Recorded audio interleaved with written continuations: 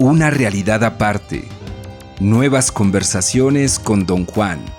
Por Carlos Castaneda.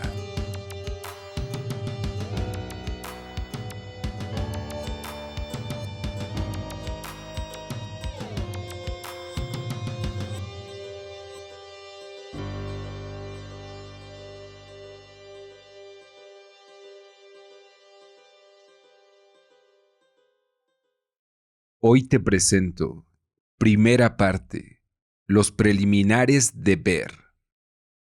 2 de abril, 1968.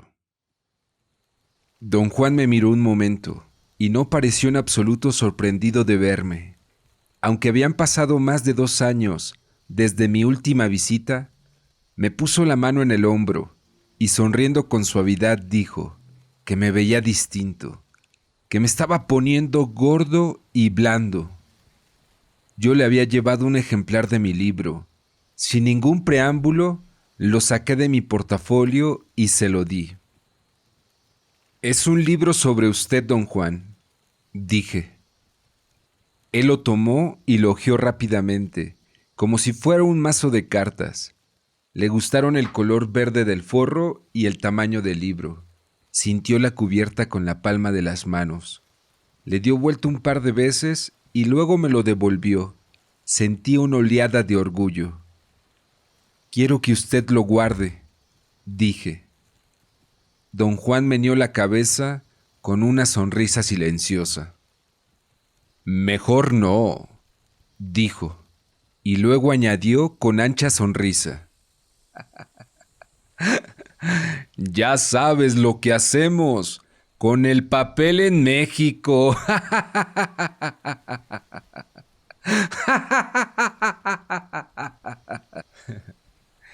Reí. Su toque de ironía me pareció hermoso.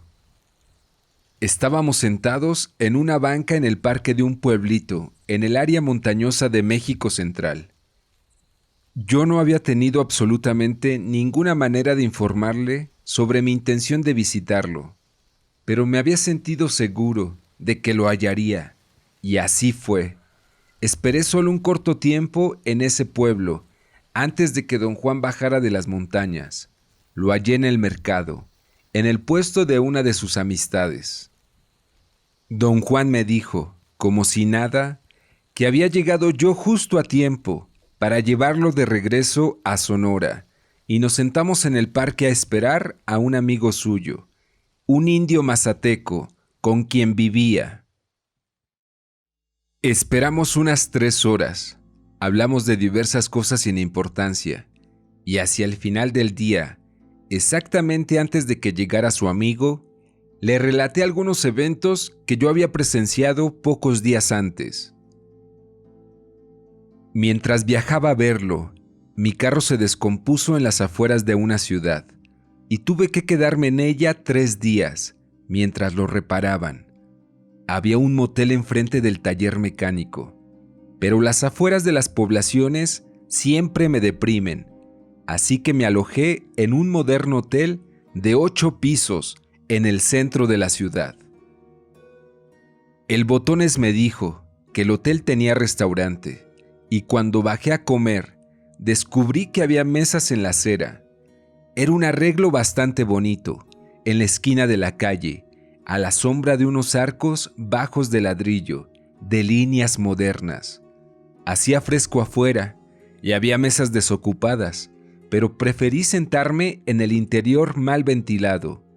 Había advertido al entrar un grupo de niños limpiabotas, sentados en la acera frente al restaurante, y estaba seguro de que me acosarían si tomaba una de las mesas exteriores.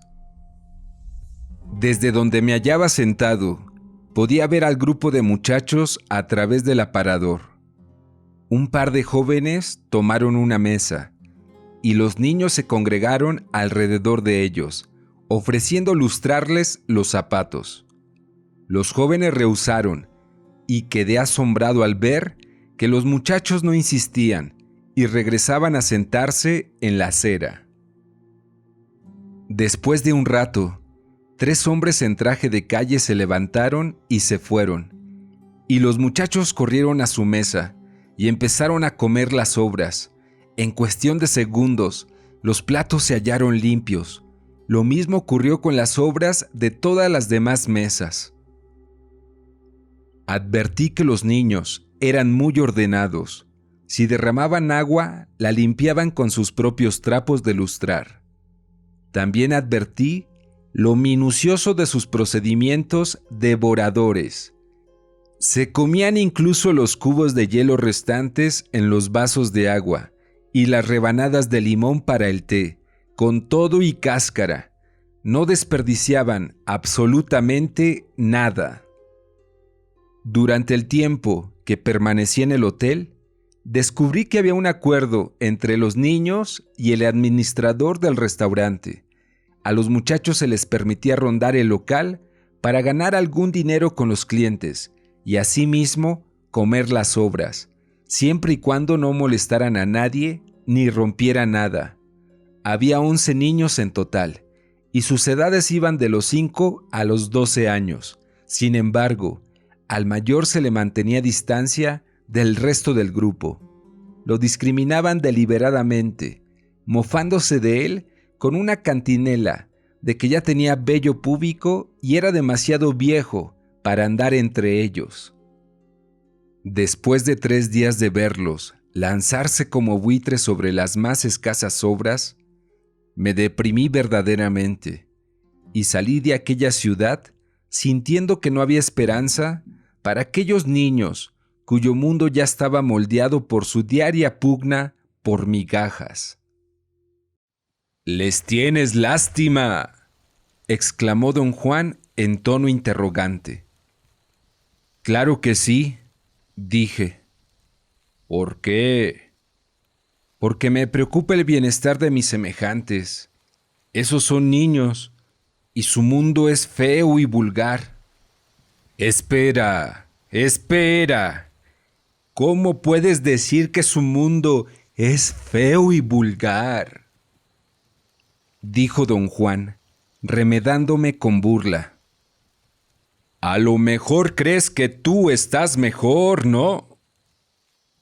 Dije que eso creía, y me preguntó por qué, y le dije que en comparación con el mundo de aquellos niños, el mío era infinitamente más variado, más rico en experiencias y en oportunidades para la satisfacción y el desarrollo personal.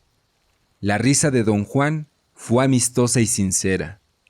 Dijo que yo no me fijaba en lo que decía, que no tenía manera alguna de saber qué riqueza ni qué oportunidades había en el mundo de esos niños. Pensé que don Juan se estaba poniendo terco. Creía realmente que solo me contradecía por molestarme. Me parecía sinceramente que aquellos niños no tenían la menor oportunidad de ningún desarrollo intelectual.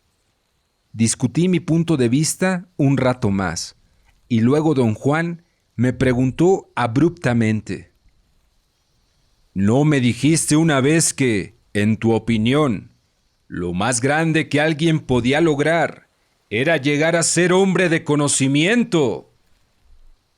Lo había dicho, y repetí de nuevo que, en mi opinión, convertirse en hombre de conocimiento era uno de los mayores triunfos intelectuales. «¿Crees que tu riquísimo mundo podría ayudarte a llegar a ser un hombre de conocimiento?», preguntó don Juan con leve sarcasmo. No respondí, y él entonces formuló la misma pregunta en otras palabras, algo que yo siempre le hago cuando creo que no entiende.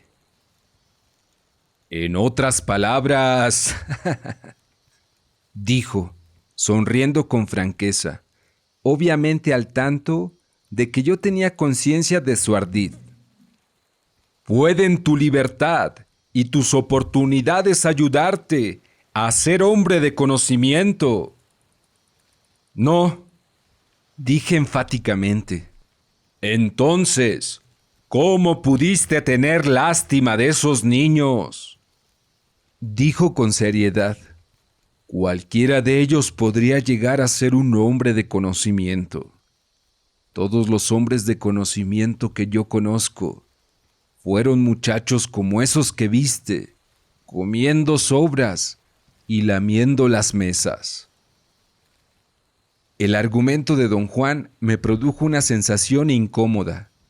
Yo no había tenido lástima de aquellos niños subprivilegiados, porque no tuvieran suficiente de comer, sino porque en mis términos, su mundo ya los había condenado a la insuficiencia intelectual. Y sin embargo, en los términos de don Juan, cualquiera de ellos podía lograr lo que yo consideraba el pináculo de la hazaña intelectual humana, la meta de convertirse en hombre de conocimiento. Mi razón para compadecerlos era incongruente. Don Juan me había atrapado en forma impecable. Quizá tenga usted razón, dije, pero ¿cómo evitar el deseo, el genuino deseo de ayudar a nuestros semejantes? ¿Cómo crees que podamos ayudarlos? Aliviando su carga. Lo menos que uno puede hacer por sus semejantes es tratar de cambiarlos. Usted mismo se ocupa de eso, ¿o no? No sé qué cosa cambiar, ni por qué cambiar cualquier cosa en mis semejantes. ¿Y yo, don Juan? ¿No me está usted enseñando para que pudiera cambiar? No estoy tratando de cambiarte. Puede suceder que un día llegues a ser hombre de conocimiento. No hay manera de saberlo, pero eso no te cambiará. Tal vez algún día puedas ver a los hombres de otro modo, y entonces te darás cuenta de que no hay manera de cambiarles nada. ¿Cuál es ese otro modo de ver a los hombres, don Juan? Los hombres se ven distintos cuando uno ve. El humito te ayudará a ver a los hombres como fibras de luz. ¿Fibras de luz? Sí, fibras, como telarañas blancas, hebras muy finas que circulan de la cabeza al ombligo. De ese modo, un hombre se ve como un huevo de fibras que circulan, y sus brazos y piernas son como cerdas luminosas que brotan para todos lados. ¿Se ven así todos? Todos. Además, cada hombre está en contacto con todo lo que lo rodea, pero no a través de sus manos, sino a través de un montón de fibras largas que salen del centro de su abdomen. Esas fibras juntan a un hombre con lo que lo rodea, conservan su equilibrio, le dan estabilidad. De modo que, como quizá veas algún día, un hombre es un huevo luminoso, ya sea un limosnero o un rey, y no hay manera de cambiar nada, o mejor dicho, ¿qué podría cambiarse en ese huevo luminoso? ¿Qué? Mi visita a don Juan inició un nuevo ciclo. No tuve dificultad alguna en recuperar mi viejo hábito de disfrutar su sentido del drama y su humor, y su paciencia conmigo. Sentí claramente que tenía que visitarlo más a menudo. No ver a don Juan era en verdad una gran pérdida para mí. Además, yo tenía algo de particular interés que deseaba discutir con él. Después de terminar el libro sobre sus enseñanzas, empecé a reexaminar las notas de campo no utilizadas. Había descartado una gran cantidad de datos porque mi énfasis se hallaba en los estados de realidad no ordinaria. Repasando mis notas, había llegado a la conclusión de que un brujo hábil podía producir en su aprendiz la más especializada gama de percepción simplemente con manipular indicaciones sociales. Todo mi argumento sobre la naturaleza de estos procedimientos manipulatorios descansaba en la asunción de que se necesitaba un guía para producir la gama de percepción requerida. Tomé como caso específico de prueba las reuniones de peyote de los brujos. Sostuve que, en los mitotes, los brujos llegaban a un acuerdo sobre la naturaleza de la realidad sin ningún intercambio abierto de palabras o señales, y mi conclusión fue que los participantes empleaban una clave muy refinada para alcanzar tal acuerdo. Había construido un complejo sistema para explicar el código y los procedimientos, de modo que regresé a ver a don Juan para pedirle su opinión personal y su consejo acerca de mi trabajo. 21 de mayo, 1968. No pasó nada fuera de lo común durante mi viaje para ver a don Juan. La temperatura en el desierto andaba por los 40 grados y era casi insoportable. El calor disminuyó al caer la tarde y al anochecer, cuando llegué a casa de don Juan, había una brisa fresca. No me hallaba muy cansado, de manera que estuvimos conversando en su cuarto. Me sentía cómodo y reposado, y hablamos durante horas. No fue una conversación que me hubiera gustado registrar. Yo no estaba en realidad tratando de dar mucho sentido a mis palabras, ni de extraer mucho significado. Hablamos del tiempo, de las cosechas, del nieto de don Juan, de los yaquis, del gobierno mexicano. Dije a don Juan cuánto disfrutaba la exquisita sensación de hablar en la oscuridad. Contestó que mi gusto estaba de acuerdo con mi naturaleza parlanchina, que me resultaba fácil disfrutar la charla en la oscuridad, porque hablar era lo único que yo podía hacer en ese momento, allí sentado. Argumenté que era algo más que el simple hecho de hablar lo que me gustaba. Dije que saboreaba la tibieza calmante de la oscuridad en torno. Él me preguntó qué hacía yo en mi casa cuando oscurecía. Respondí que invariablemente encendía las luces o salía a la calle hasta la hora de dormir. «Ah», dijo incrédulo, «creí que habías aprendido a usar la oscuridad». «¿Para qué puede usarse?», pregunté. Dijo que la oscuridad, y la llamó la oscuridad del día, era la mejor hora para ver. Recalcó la palabra ver, con una inflexión peculiar. Quise saber a qué se refería, pero dijo que ya era tarde para ocuparnos de eso. 22 de mayo, 1968. Apenas desperté en la mañana y sin ninguna clase de preliminares, dije a don Juan que había construido un sistema para explicar lo que ocurría en un mitote. Saqué mis notas y le leí lo que había hecho. Escuchó con paciencia mientras yo luchaba por aclarar mis esquemas.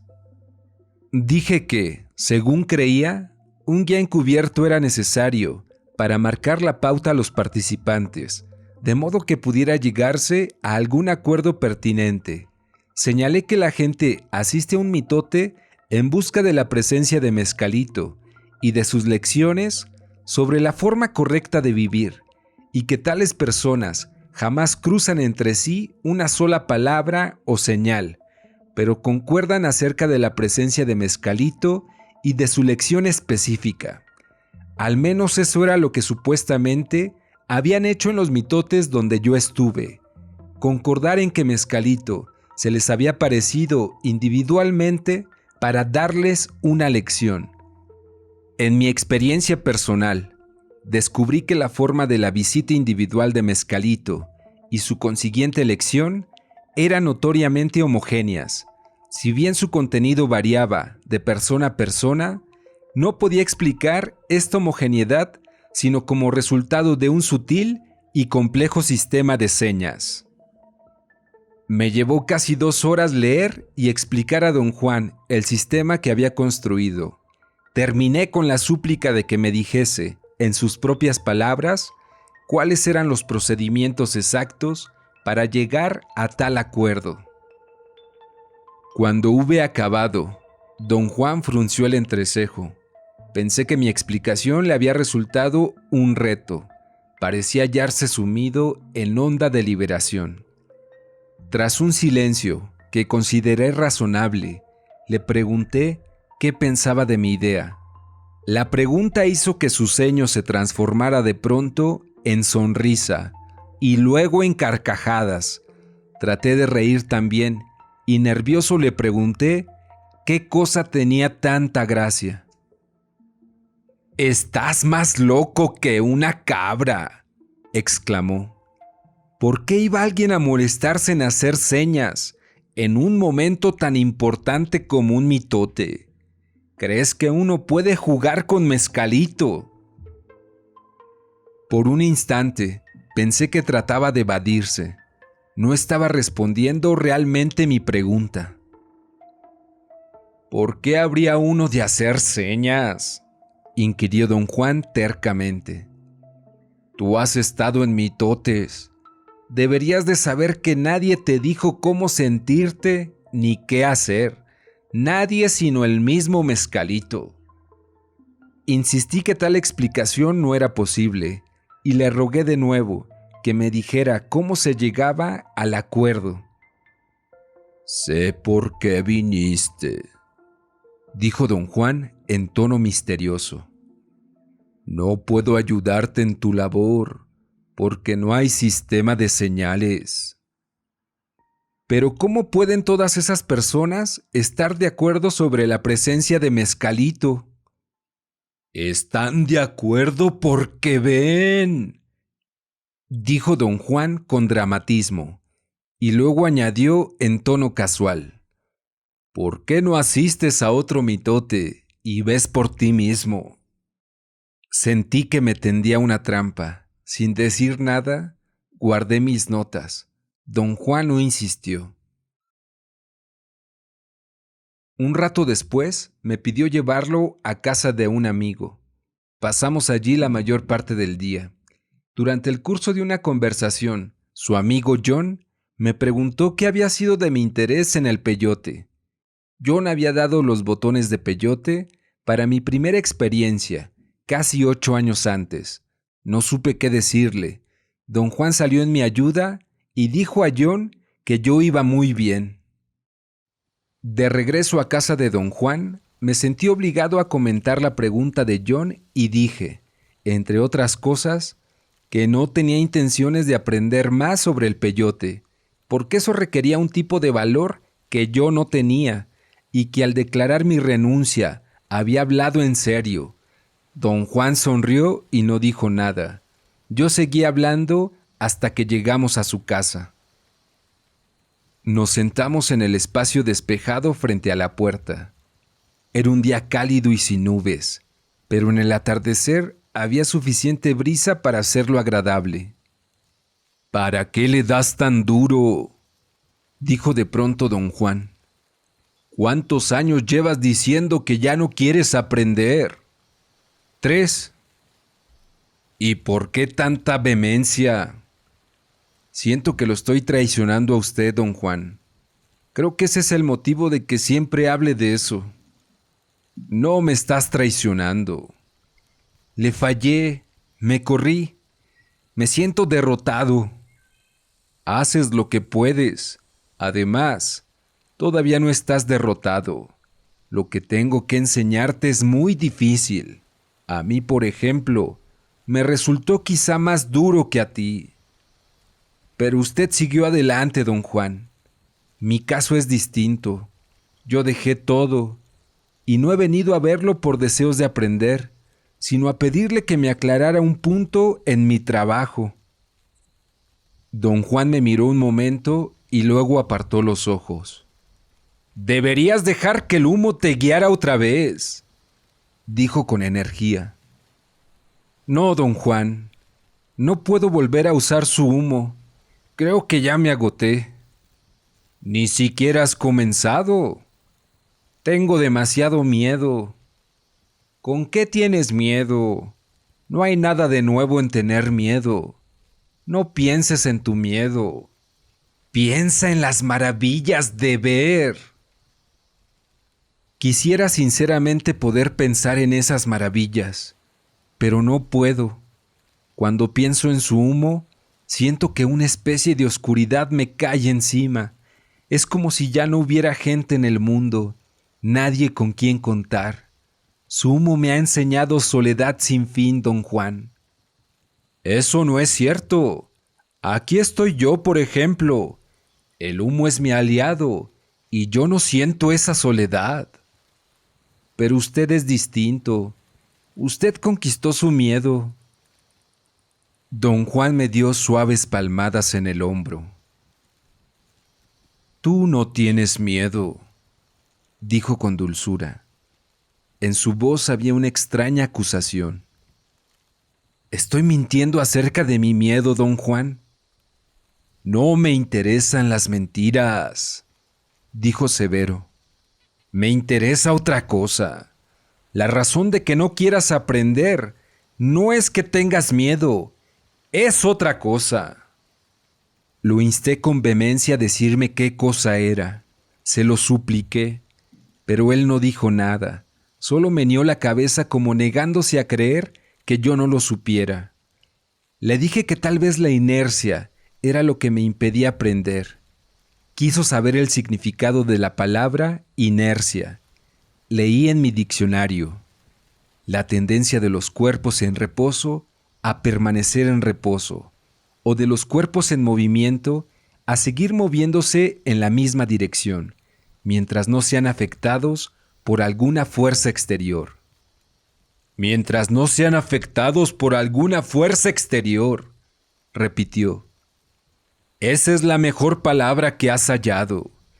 Ya te lo he dicho, solo a un chiflado se le ocurriría emprender por cuenta propia la tarea de hacerse hombre de conocimiento. A un cuerdo hay que hacerle una artimaña para que la emprenda. Estoy seguro de que habrá montones de gente que emprenderían con gusto la tarea, dije. Sí, pero esos no cuentan. Casi siempre están rajados.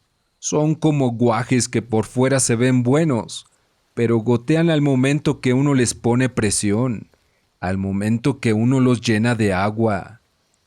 Ya una vez tuve que hacerte una treta para que aprendieras, igual que mi benefactor me lo hizo a mí. De otro modo, no habrías aprendido tanto como aprendiste. A lo mejor es hora de ponerte otra trampa.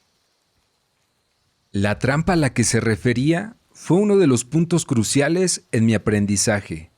Había ocurrido años atrás, pero en mi mente se hallaba tan vívido como si acabara de suceder. A través de manipulaciones muy hábiles, don Juan me había forzado a una confrontación directa y aterradora con una mujer que tenía fama de bruja. El choque produjo una profunda animosidad por parte de ella. Don Juan explotó mi temor a la mujer como estímulo para continuar el aprendizaje, aduciendo que me era necesario saber más de brujería para protegerme contra ataques mágicos.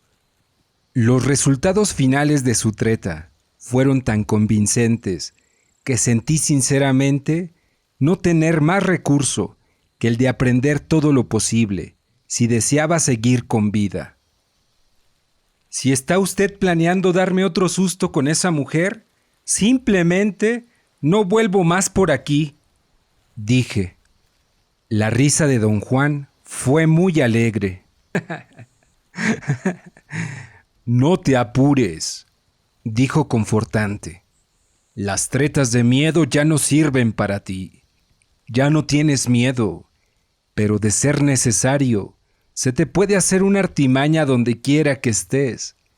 No tienes que andar por aquí. Puso los brazos tras la cabeza y se acostó a dormir. Trabajé en mis notas hasta que despertó. Un par de horas después, ya estaba casi oscuro. Al advertir que yo escribía, se irguió y sonriendo, preguntó si me había escrito la solución de mi problema. 23 de mayo, 1968.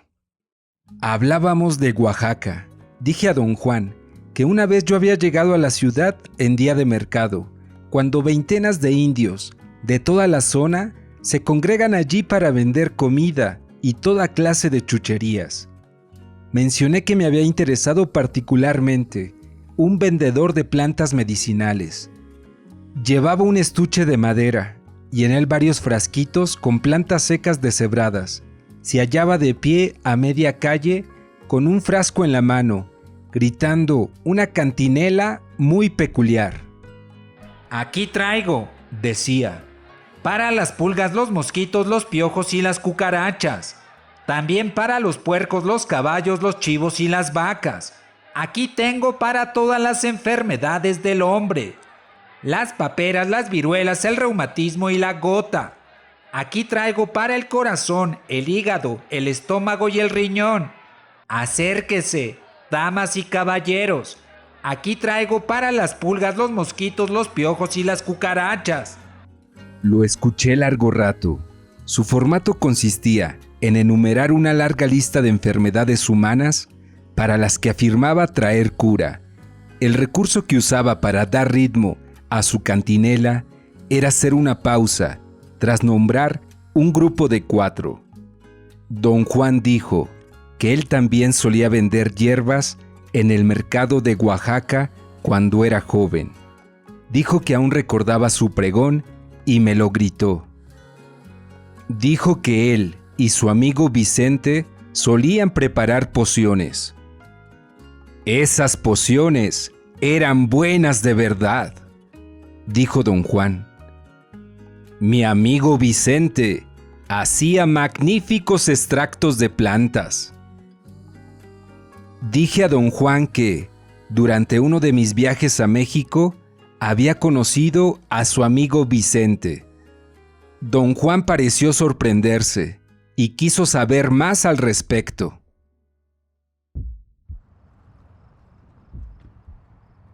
Aquella vez iba yo atravesando Durango y recordé en cierta ocasión don Juan me había recomendado visitar a su amigo, que vivía allí. Lo busqué y lo encontré, y hablamos un rato. Al despedirnos, me dio un costal con algunas plantas y una serie de instrucciones para replantar una de ellas. Me detuve de camino a la ciudad de Aguascalientes. Me cercioré de que no hubiera gente cerca. Durante unos 10 minutos, al menos, había ido observando la carretera y las áreas circundantes. No se veía ninguna casa, ni ganado pastando a los lados del camino. Me detuve en una loma. Desde allí podía ver la pista frente a mí y a mis espaldas. Se hallaba desierta en ambas direcciones, en toda la distancia que yo alcanzaba a percibir. Dejé pasar unos minutos para orientarme y para recordar las instrucciones de don Vicente. Tomé una de las plantas, me adentré en un campo de cactos al lado del camino y la planté como don Vicente me había indicado. Llevaba conmigo una botella de agua mineral con la que planeaba rociar la planta. Traté de abrirla golpeando la tapa con la pequeña barra de hierro que había usado para cavar, pero la botella estalló y una esquirla de vidrio hirió mi labio superior y lo hizo sangrar. Regresé a mi coche por otra botella de agua mineral.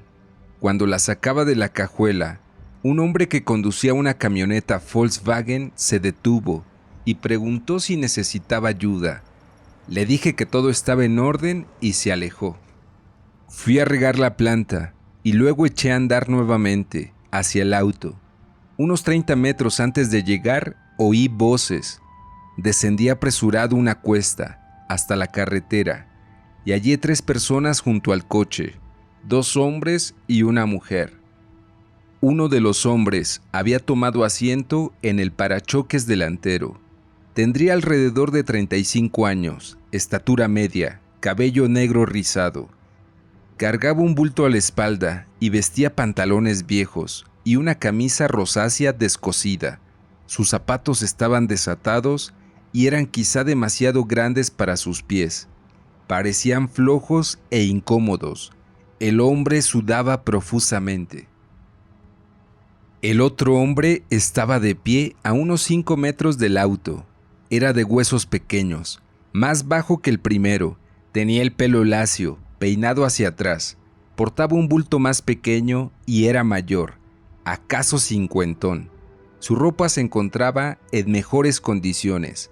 Vestía una chaqueta azul oscuro, pantalones azul claro y zapatos negros. No sudaba en absoluto y parecía ajeno, desinteresado. La mujer representaba también unos 40 y tantos años. Era gorda y muy morena. Vestía capris negros, suéter blanco y zapatos negros puntiagudos. No llevaba ningún bulto, pero sostenía un radio portátil de transistores. Se veía muy cansada. Perlas de sudor cubrían su rostro. Cuando me acerqué, la mujer y el hombre más joven me acosaron. Querían ir conmigo en el auto. Les dije que no tenía espacio. Les mostré que el asiento de atrás iba lleno de carga y que en realidad no quedaba lugar.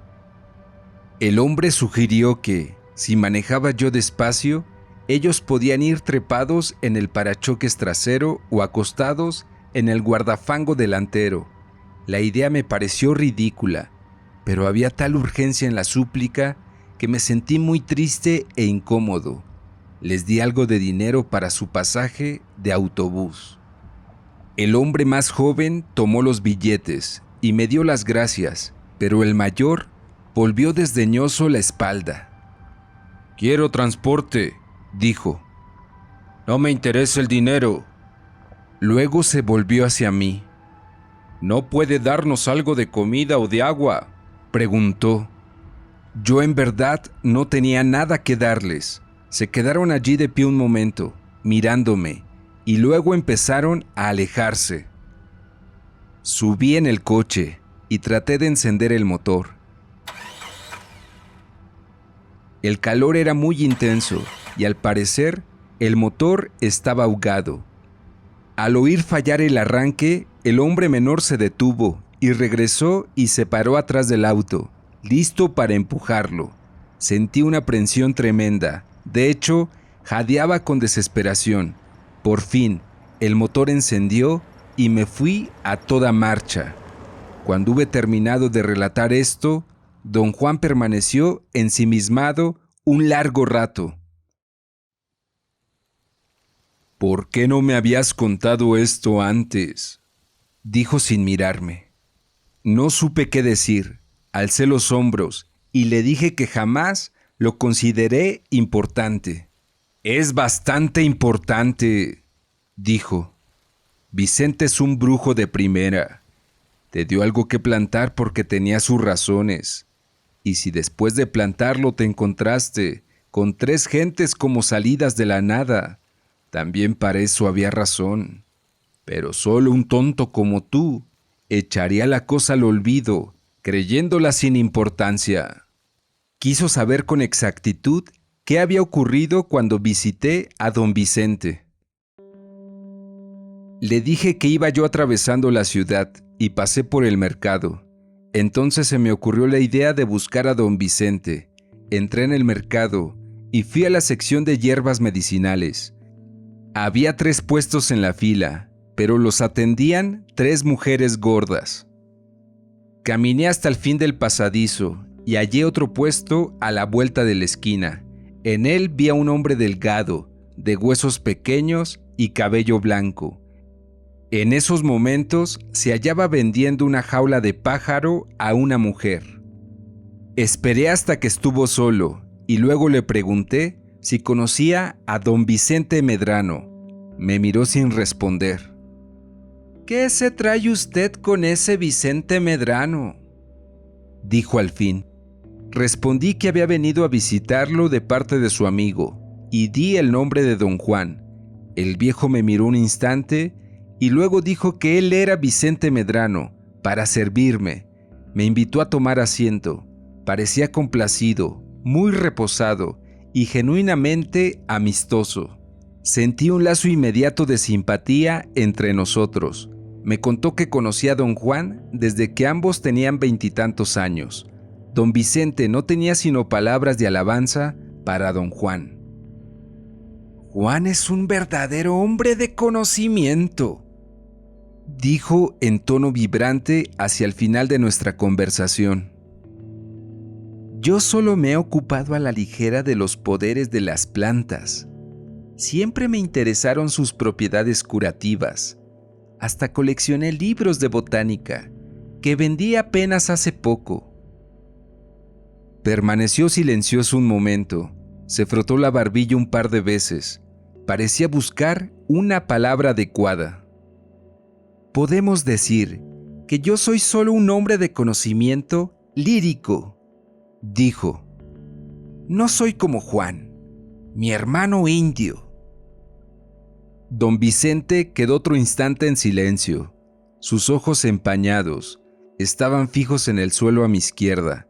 Luego se volvió hacia mí y dijo casi en susurro: ¡Ah!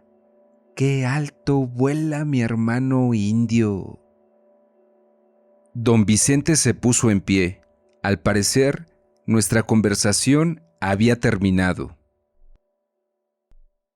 Si cualquiera otro hubiese hecho una frase sobre un hermano indio, yo la habría considerado un estereotipo vulgar, pero el tono de don Vicente era tan sincero y sus ojos tan claros que me embelesó con la imagen de su hermano indio en tan altos vuelos, y creí que hablaba su sentir.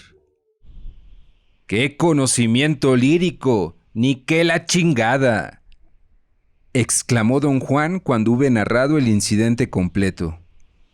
Vicente es un brujo. ¿Por qué fuiste a verlo? Le recordé que él mismo me había pedido visitar a don Vicente. ¡Eso es absurdo!, exclamó con dramatismo. Te dije, algún día, cuando sepas ver, has de visitar a mi amigo Vicente. Eso fue lo que dije. Por lo visto, no me escuchaste. Repuse que no veía daño alguno en haber conocido a don Vicente, que sus modales y su amabilidad me encantaron. Don Juan meneó la cabeza de lado a lado y, medio en broma, expresó su perplejidad ante lo que llamó mi desconcertante buena suerte.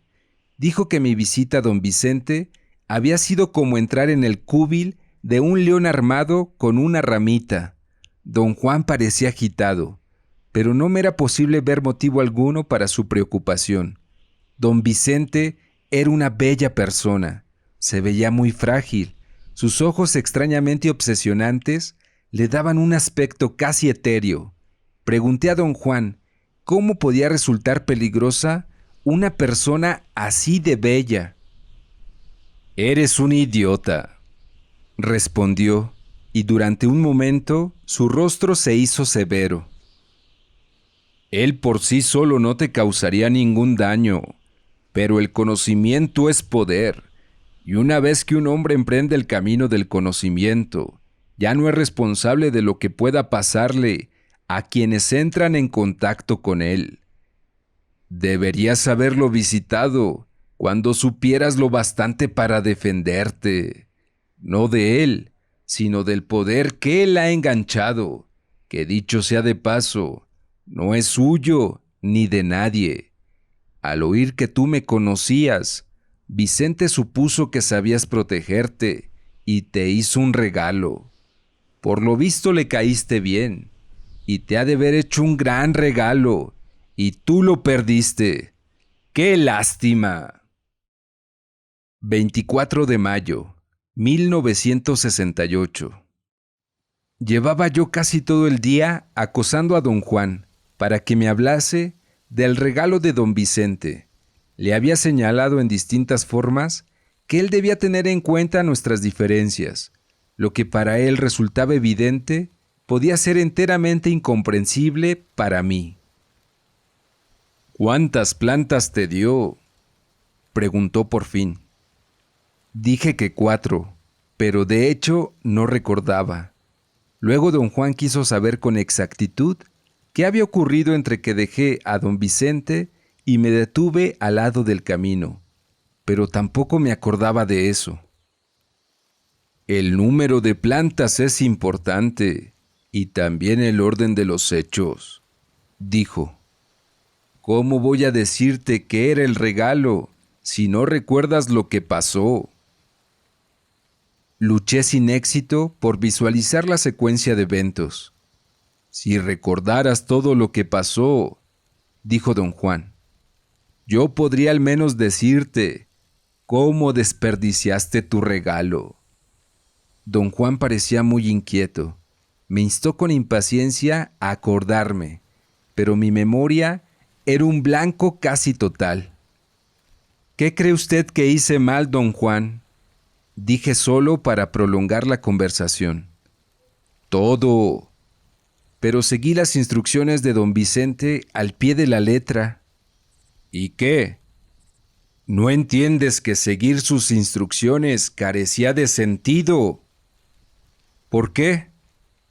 Porque esas instrucciones estaban hechas para alguien capaz de ver, y no para un idiota que por pura suerte salió con vida. Fuiste a ver a Vicente sin estar preparado. Le caíste bien y te hizo un regalo, y ese regalo pudo fácilmente haberte costado la vida. Pero ¿por qué me dio algo tan serio?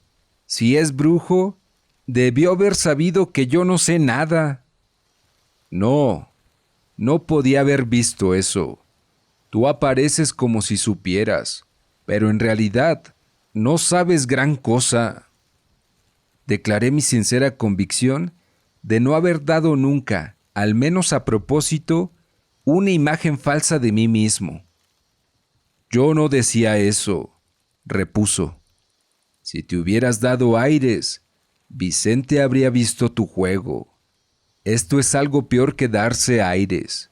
Cuando yo te veo, tú me apareces como si supieras mucho, y sin embargo, yo sé que no sabes. ¿Qué es lo que parezco saber, don Juan? Secretos de poder, por supuesto, el conocimiento de un brujo. Así que cuando Vicente te vio, te hizo un regalo, y tú hiciste con él lo que hace un perro con la comida cuando tiene la panza llena. Un perro se orina en la comida cuando ya no quiere comer más, para que no se la coman otros perros. Tú hiciste lo mismo con el regalo. Ahora nunca sabremos qué ocurrió en verdad. Has perdido muchísimo. ¡Qué desperdicio! Estuvo callado un tiempo. Luego alzó los hombros y sonrió. Es inútil quejarse, dijo. Pero es difícil no quejarse. Los regalos de poder ocurren muy rara vez en la vida. Son únicos y preciosos. Mírame a mí, por ejemplo. Nadie me ha hecho nunca un regalo de esos. Que yo sepa, a muy poca gente le ha tocado tal cosa. Perder algo así de único es una vergüenza. Entiendo lo que quiere usted decir, don Juan, dije. ¿Hay algo que yo pueda hacer ahora para salvar el regalo? Rió y repitió varias veces. Salvar el regalo. Salvar el regalo. Salvar el regalo. Esto suena bien, dijo. Me gusta, pero no hay nada que pueda hacerse para salvar tu regalo. 25 de mayo, 1968. Este día, don Juan empleó casi todo su tiempo en mostrarme cómo arma trampas sencillas para animales pequeños.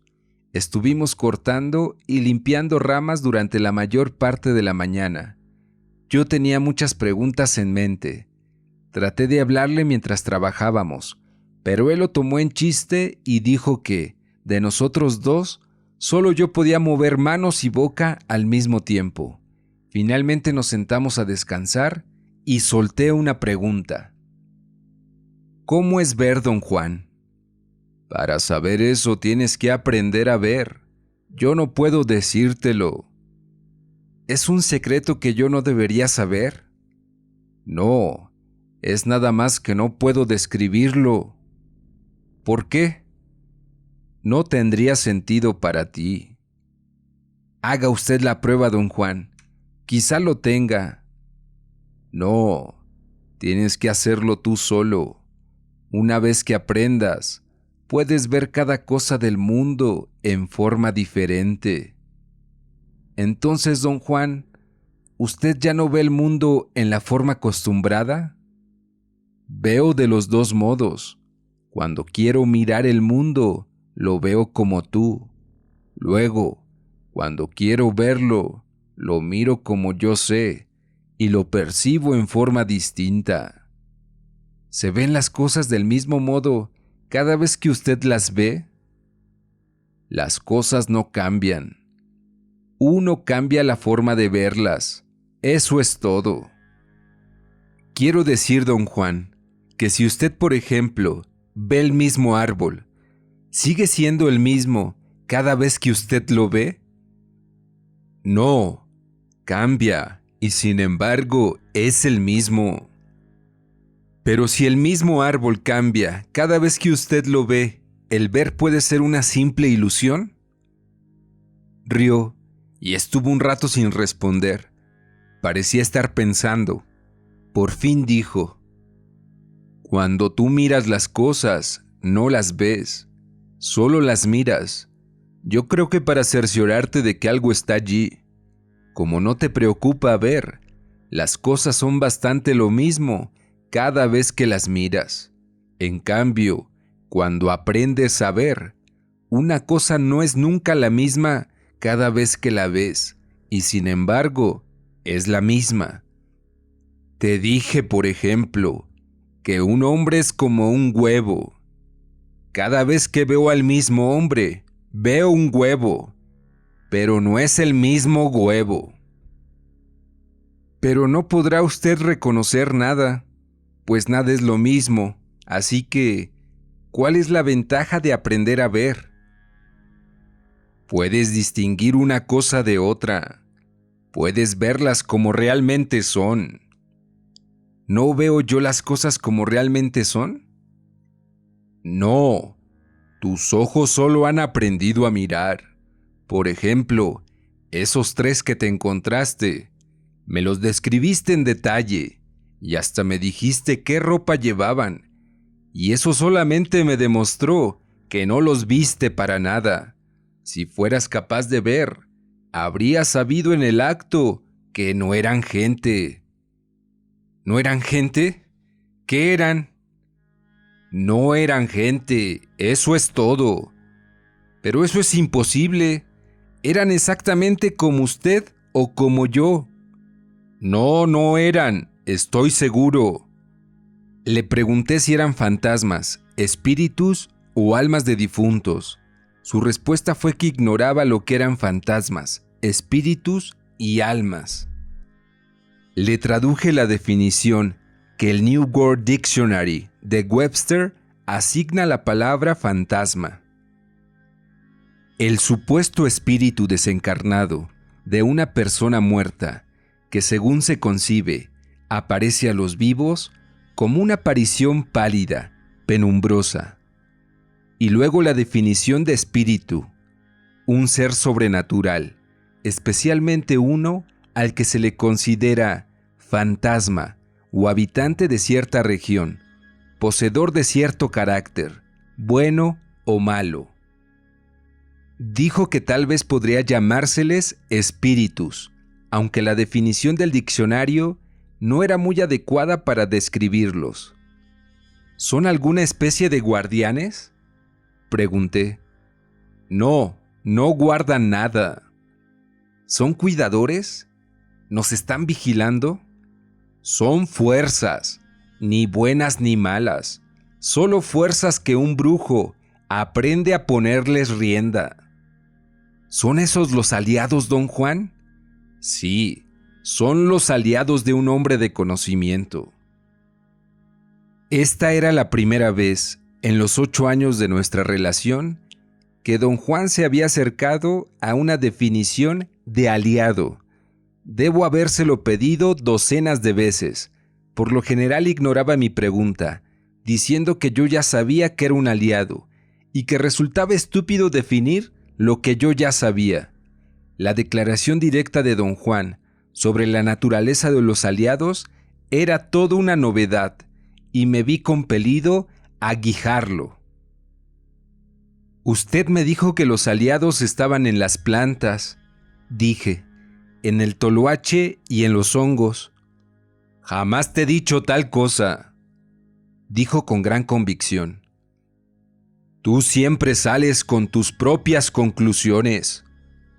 Pero lo escribí en mis notas, don Juan. Puedes escribir lo que se te dé la gana, pero no me salgas con que te dije eso. Le recordé que en un principio me había dicho que el aliado de su benefactor era el toloache y que el suyo propio era el humito, y que más tarde había aclarado diciendo que el aliado se hallaba contenido en cada planta. No, eso no es correcto, dijo frunciendo el entreceño. Mi aliado es el humito, pero eso no significa que mi aliado esté en la mezcla de fumar, o en los hongos, o en mi pipa. Todos tienen que juntarse para poder llevarme con el aliado, y a ese aliado le digo humito por razones propias. Don Juan dijo que las 3 personas que había encontrado, a quienes llamó los que no son gente, eran en realidad los aliados de don Vicente. Le recordé su premisa de que la diferencia entre un aliado y Mezcalito era que un aliado no podía verse, mientras que resultaba fácil ver a Mezcalito. Entonces nos metimos en una larga discusión. Él dijo haber establecido la idea de que un aliado no podía verse porque adoptaba cualquier forma. Cuando señalé que en una ocasión me había dicho que Mezcalito también adoptaba cualquier forma, don Juan desistió de la conversación, diciendo que el ver, al cual se refería, no era el ordinario mirar las cosas, y que mi confusión nacía en mi insistencia en hablar. Horas más tarde, él mismo reinició el tema de los aliados. Sintiéndolo algo molesto por mis preguntas, yo no lo había presionado más. Estaba enseñándome cómo hacer una trampa para conejos. Yo debía sostener una vara larga y doblarla lo más posible, para que él atara un cordel en torno a los extremos. La vara era bastante delgada, pero aún así se requería fuerza considerable para doblarla. La cabeza y los brazos me vibraban a causa del esfuerzo y me hallaba casi agotado cuando él ató por fin el cordel. Nos sentamos y empezó a hablar. Dijo que obviamente yo no podía comprender nada a menos que hablase de ello, y que mis preguntas no lo molestaban, e iba a hablarme de los aliados. El aliado no está en el humo, dijo. El humo te lleva donde está el aliado, y cuando te haces uno con el aliado, ya no tienes que volver a fumar. De allí en adelante, puedes convocar a tu aliado cuantas veces quieras y hacer lo que se te antoje. Los aliados no son buenos ni malos. Los brujos los usan para cualquier propósito que les convenga. A mí me gusta el humito como aliado, porque no me exige gran cosa. Es constante y justo. ¿Qué aspecto tiene para usted un aliado, don Juan? Por ejemplo, esas 3 personas que vi, que me parecieron gente común, ¿qué habrían parecido para usted? Habrían parecido gente común. Entonces, ¿cómo los distingue usted de la gente de verdad? Los que son de verdad gente aparecen como huevos luminosos cuando uno los ve. Los que no son gente aparecen siempre como gente. A eso me refería cuando te dije que no hay manera de ver a un aliado. Los aliados adoptan formas diversas. Parecen perros, coyotes, pájaros, hasta huizaches o lo que sea. La única diferencia es que, cuando los ves, aparecen así como lo que están fingiendo ser. Todo tiene su modo de ser cuando uno ve. Igual que los hombres se ven como huevos, las otras cosas se ven como algo más. Pero los aliados nada más pueden verse en la forma que están tratando de ser. Esa forma es lo bastante buena para engañar a los ojos. Digo, a nuestros ojos. A un perro jamás lo engañan, ni a un cuervo. ¿Por qué quieren engañarnos? Creo que los engañados somos nosotros. Nos hacemos tontos solos.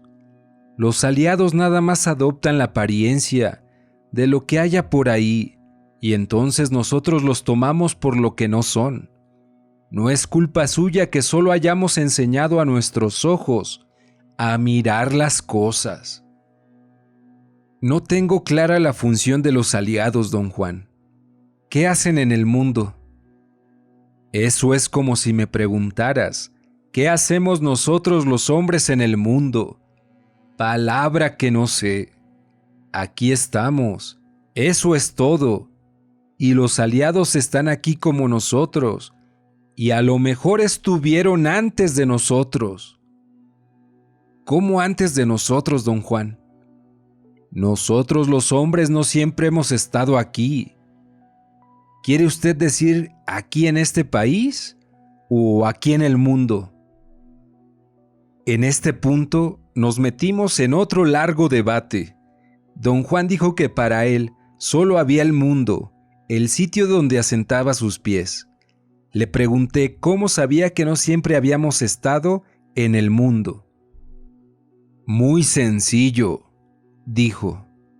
Los hombres sabemos muy poco del mundo. Un coyote sabe mucho más que nosotros.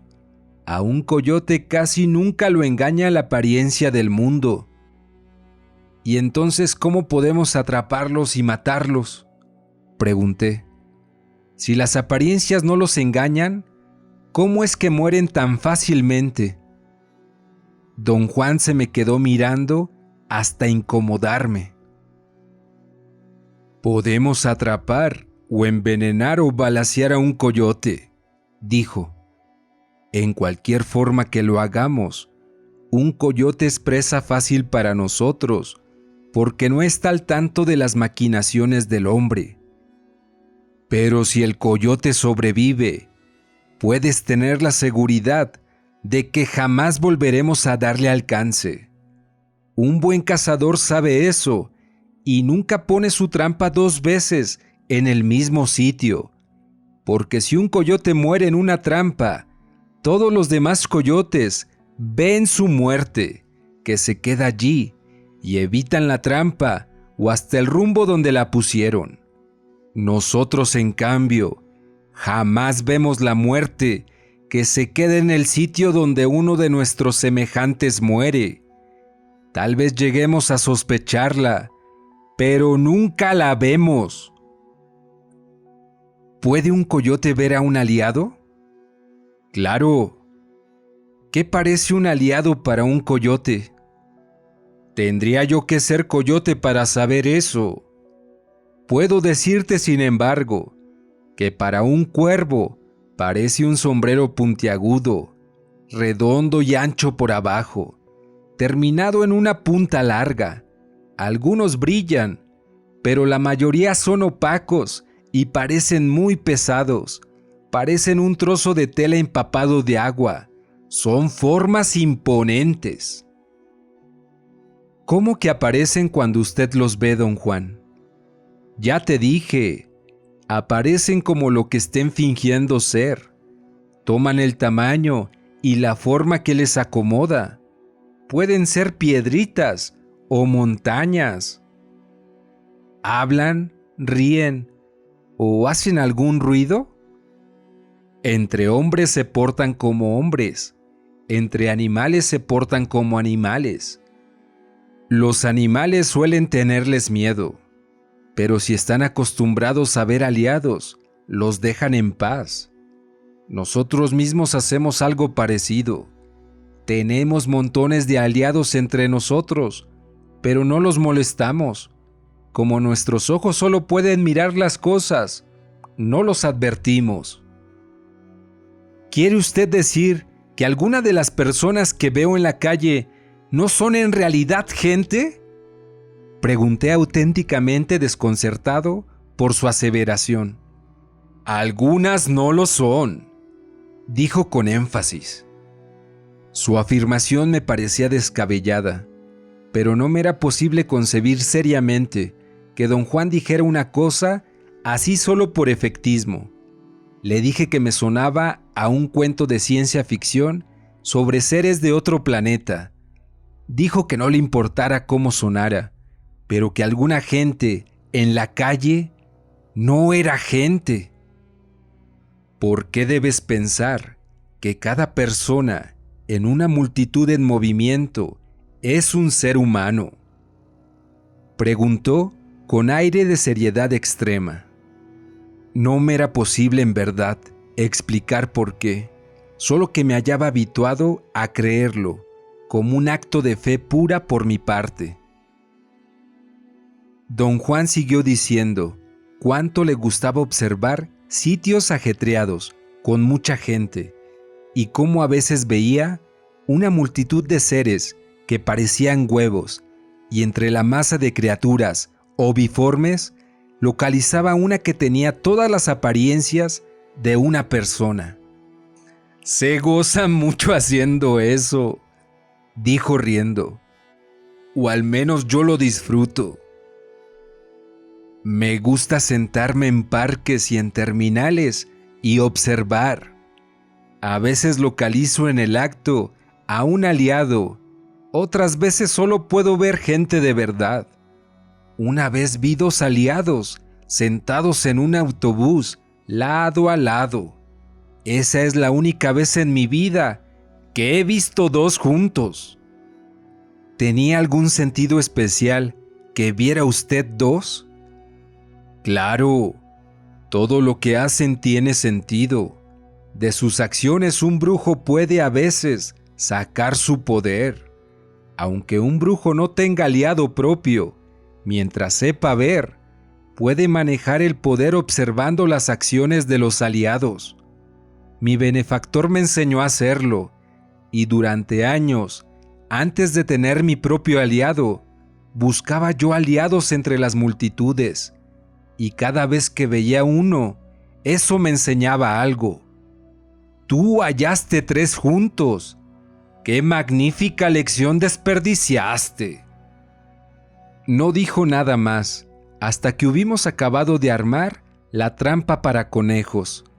Entonces se volvió hacia mí y dijo súbitamente, como si acabara de recordarlo, que otra cosa importante de los aliados era que si uno hallaba 2 juntos, siempre eran 2 de la misma clase. Los 2 aliados que él vio eran 2 hombres, dijo, y como yo había visto 2 hombres y una mujer, concluyó que mi experiencia era aún más insólita. Le pregunté si los aliados podían fingirse niños, si los niños podían ser del mismo sexo o de diferentes, si los aliados fingían gente de diversas razas, si podían simular una familia compuesta de hombre, mujer e hijo. Y por fin le pregunté si había visto alguna vez a un aliado manejar un coche o un autobús. Don Juan no respondió en absoluto. Sonrió y me dejó hablar.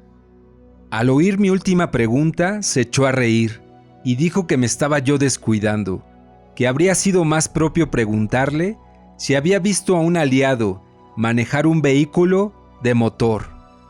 No querrás olvidar las motocicletas, ¿verdad?, dijo con un brillo malicioso en la mirada. Su burla de mis preguntas me pareció graciosa y ligera, y reí junto con él. Luego explicó que los aliados no podían tomar la iniciativa ni actuar directamente sobre nada. Podían, sin embargo, actuar sobre el hombre en forma indirecta. Don Juan dijo que entrar en contacto con un aliado era peligroso, porque el aliado podía sacar lo peor de una persona. El aprendizaje era largo y arduo, dijo, porque había que reducir al mínimo todo lo superfluo en la vida de uno, con el fin de soportar el impacto de tal encuentro. Don Juan dijo que su benefactor, la primera vez que entró en contacto con un aliado, fue impelido a quemarse y quedó lleno de cicatrices como si un puma lo hubiera mascado. En su propio caso, dijo, un aliado lo empujó a una pila de leña ardiendo y se quemó un poco la rodilla y la clavícula, pero las cicatrices desaparecieron a su tiempo, cuando don Juan se hizo uno con el aliado.